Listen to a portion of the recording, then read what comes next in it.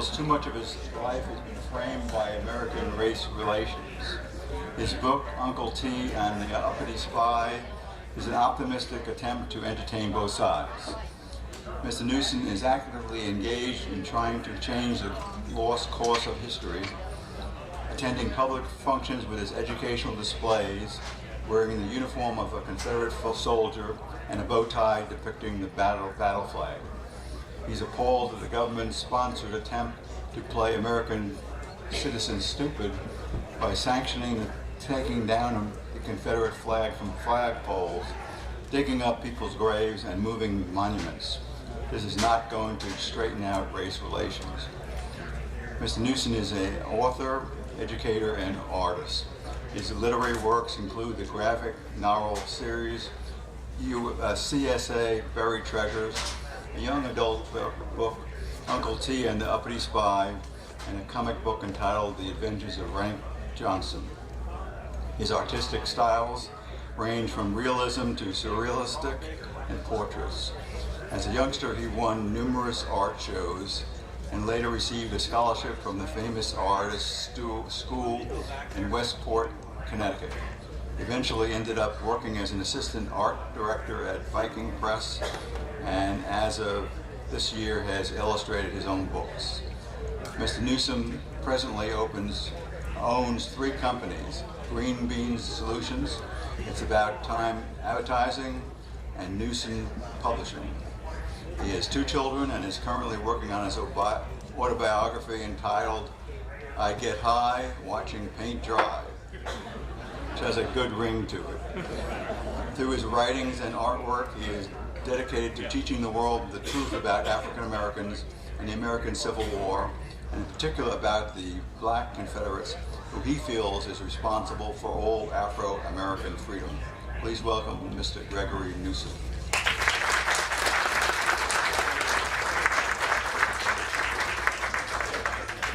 Thank you for giving me the honor and your time. I'm only here to hopefully say that winners of wars gets to write the history. And I'm hoping to just provoke thought from you guys. Okay, with that said, I know you want to ask me what led me in this direction. As a businessman that owned 3 companies, which none of them related to my childhood passions and dreams, I spent a lot of my time reminiscing about my desire to be an artist and my failed attempt at convincing publishing companies to consider and sort me out to illustrate children's books. But I realize today, and this realization, it wasn't my artistic ability that prevented me from convincing others of my potential.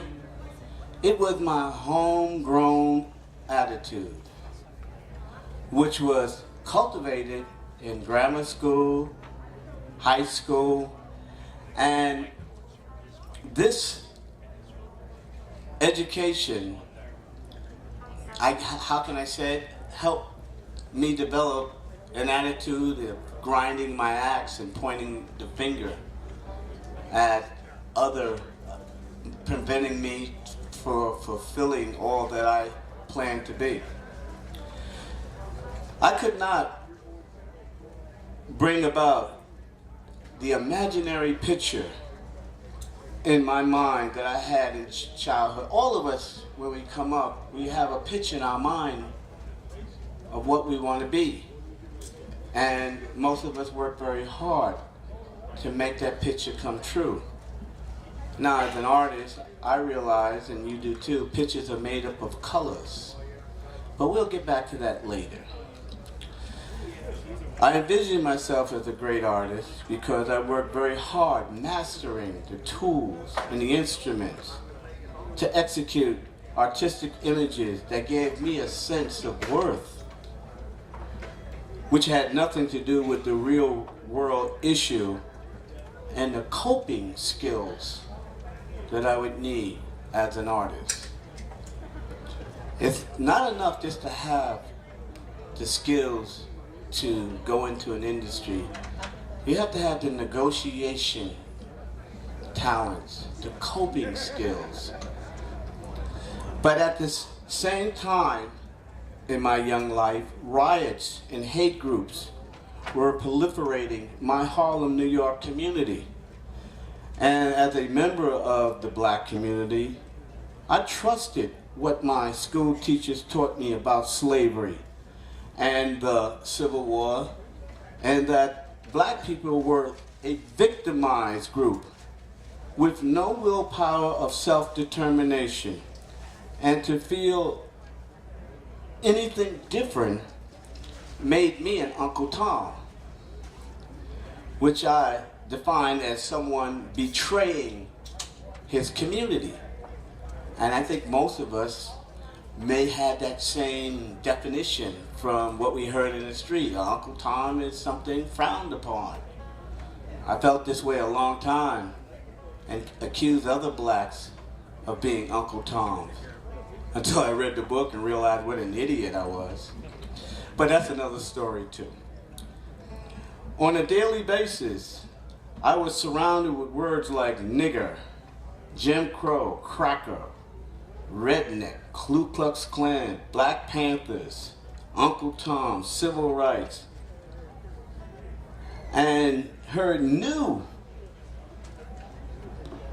remedy-solving words like heroin, marijuana, cocaine, alcohol, as a self-medication person, and added the words cop-out, hopelessness, to my life.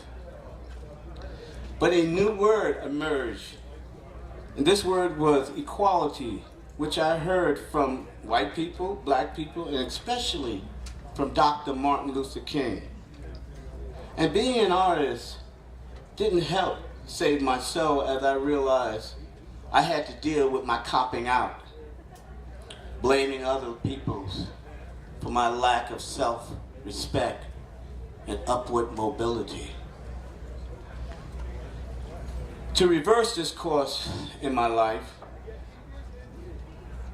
I say all this to realize I have truly defined and identified slavery, and also self-slavery. The Civil War that we all individually fight in our souls. I'm sure some of you all know what it feels like, how contradictory it can be, and how it can give you a sense of hopelessness. I'm not here to define slavery or to help you understand American slavery versus authentic slavery. You'd probably say, what do you mean authentic slavery? Just on your own accord, try to understand the two. Many of us here, our ancestors, paid a heavy price coming here to this country. Irish, Italian, people that died on ships, died trying to struggle with the land, died at the hands of some group resenting you coming here and carving a life for yourself. I made my way to this podium just to provoke thought and to honor my personal life hero. One is Thomas Stonewall Jackson, a lawbreaker of an act to prevent all peoples from teaching slaves to read or write. And the other is Anthony Johnson, America's first registered black slave owner. Later on you'll understand a little bit more why I really admire him. Southern blacks did fight for the Confederacy, just as whites did for many of the same reasons. It was their homes, their families, and their sense of honor. Honor was a very important word during that time. With a Christian background, that they went hand in hand. The black Confederate soldiers has been, for the most part, ignored by Yankee historians and today's politically correct groups in a willful ignorance as to the sense of their duty, honor, faith, patriotism. These black soldiers demonstrated willfully. The courageous black soldiers who served in various Northern Union armies have been publicized and praised. Their brothers who fought for the South have been almost totally ignored. In actual fact, black Americans marched to war with the Southern armies from the very beginning in early 1861. In contrast, the federal Union government refused to allow black men to serve in its ranks until well into the conflict. One white Union private soldier named R.M. Dorwell wrote, while he was hastening back to his unit carrying an order, when something distracted his attention. This young Virginian had just spotted one of the new Confederate companies of black soldiers, a novel sight to him. These black Confederates were guarding a wagon train near courthouse on the retreat from Richmond. Dorwell hid about 100 yards to the rear of the wagon train and watched in fascination as Union cavalry regiments formed to charge. The black Confederates fired their weapons like veterans and drove back the overconfident Union army. Ulysses S. Grant had said that if he thought this was to abolish slavery, he would resign his commission and offer his sword to the other side. No accurate record has been kept of black units that served the South, since most of them were state militia and never mustered into the Confederate Army. However, contemporary newspapers have written stories about their participation at Charleston, Mobile, Nashville, New Orleans, Bowling Green, etc. I personally believe there were records, but the Union armies targeted Southern courthouses which held the records. And this was the beginning of destroying Southern heritage. A willful attempt to wipe out not only the Army, but all its history of itself. Here's a fact. Slaves serving with the Confederate Army showed little inclination to run away even when they were deep within Union territory. A British observer, Lieutenant Colonel Arthur Furman of the Cold Spring Guards, noted in his diary that he observed an armed black man leading a Union prisoner in Pennsylvania during the Gettysburg campaign.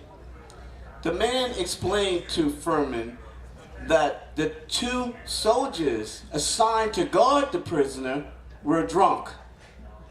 So he had taken charge of the prisoner to keep him from escaping. This little episode of a Southern slave leading a white Yankee through a northern village alone of his own accord would not have been gratifying to abolitionists and today's politically correct organizations. One of the fighting soldiers and part-time cooks was given freedom as a reward for his bravery, but still continued to follow his former slave owner. It could be noted, however, that in almost every instance where a slave served loyally with his master, there was long-standing close relationships between the two. Slave and master had often grew up together, and the emotional ties between them were strong. Black Confederate military units, both as free and slave, fought federal troops. Louisiana blacks gave their reason for fighting in a letter written to New Orleans Daily Delta. The free colored population loved their home, their property, and their slaves. Yes, blacks owned slaves. All right, with that said, yes, blacks owned slaves, but this was not anything new since the 1600s. My personal life hero, Anthony Johnson, who was captured in Angola, Africa, sent here as an indentured servant, purchased his freedom, and gained property, plus, this is the American way, purchased white and black slaves. But I'm sure in my mind, it was white slaves he purchased first. And then, because of affirmative action, he had to, get some black slaves too. But I know a lot of you might feel that this is distasteful humor and frowned upon it.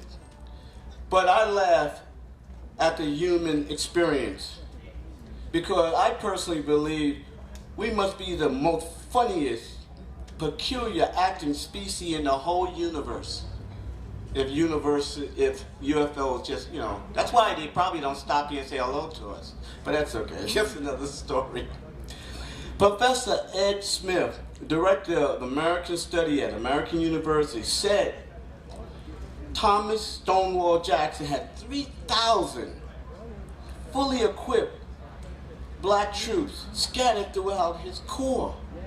Now, I have a book about Stonewall Jackson. This was a remarkable man. I mean, he could put Tony Lewis to shame as far as motivating people to do and feel like they are desired and appreciated. But let's get back to what I'm trying to get at. Smith calculated that between 60,000 to 93,000 blacks served the Confederates in various capacities. They fought for the same reasons they fought in previous wars, like the American Revolutionary War with the British. And the British offered blacks their freedom if they joined the British ranks, which none did. This is the same DNA that resisted the offer to fight for the British that existed during the American Civil War. A sense of loyalty and wars after. They had proof that they had to prove that they were patriots and that a better future would come out of them proving themselves and showing their loyalty.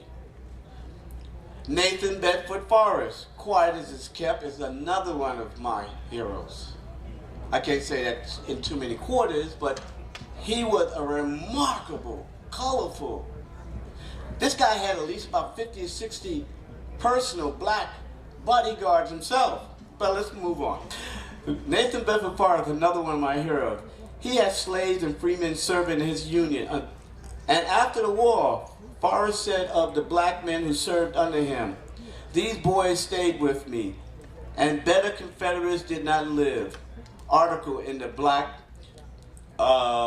Southern Engraved by Richard Rawlings. There's so much stuff about Nathan Bedford Forrest. Of course, the Ku Klux Klan he was part of, but little is it told that there was two Ku Klux Klan groups. Little is told that the original Ku Klux Klan that was formed or started up to fight the black and white carpetbaggers that were coming from the north.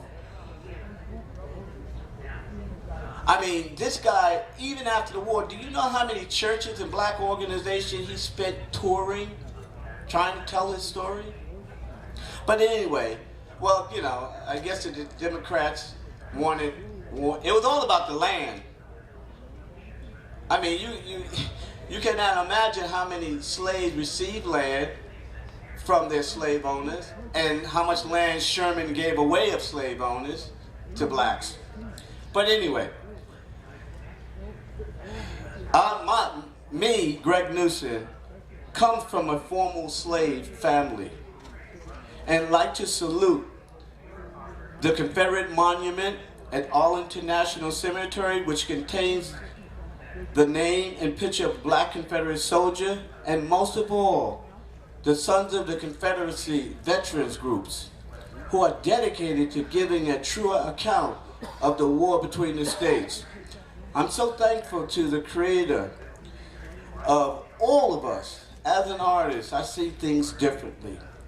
The South won every battle until the signing of the Emancipation Proclamation. And the South didn't accomplish this solely because they had too many cooks, teamsters, orderlies, and flunkies.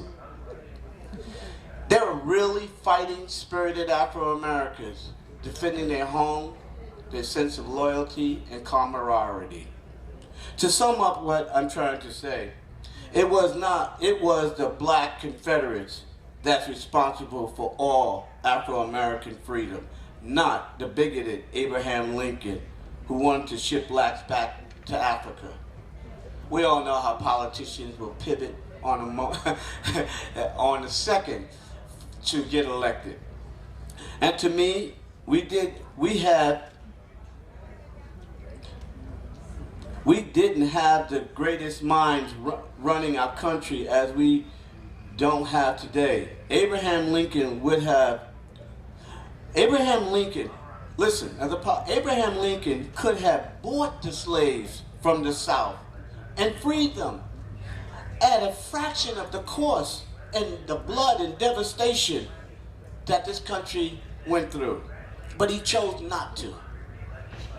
America, please inform our bankrupt political leaders and teachers that taking a piece of cloth down from a flagpole or moving Southerners' heritage and graves and digging up their family members is not going to solve race relations. It's going to make us hate each other even more. I'd like to speak to some of the young people, probably maybe a lot of us still young. As an artist, I realized that I had a picture in my mind of what I wanted to be. But I realized I had an attitude problem. And I tried to figure out being around the Black Panthers and all the other groups of that time. And I realized a picture is made up of colors. Everybody would agree with that, right? And all these colors, red, blue, they all form the picture that we have in our mind of what we want to be. But I realized that when you don't deal with a certain color, my problem was, with the picture in my mind, I had to deal with the pigment white. The canvas was white. I had to use white sometimes to blend colors and whatnot. And then I realized that, you know, buddy, if you really want to become the artist that you really want to do, you better single out the color that's giving you the most difficulty. Don't throw it away. Spend more time to understand that color, the character of that color, so that you can blend that color to form the image that you see in your mind. Because you're not going to let that one color turn your picture of what you want to be into a black and white image. I thank you so much for your time. And hopefully you'll come to my booth and see my paintings and books that I've written.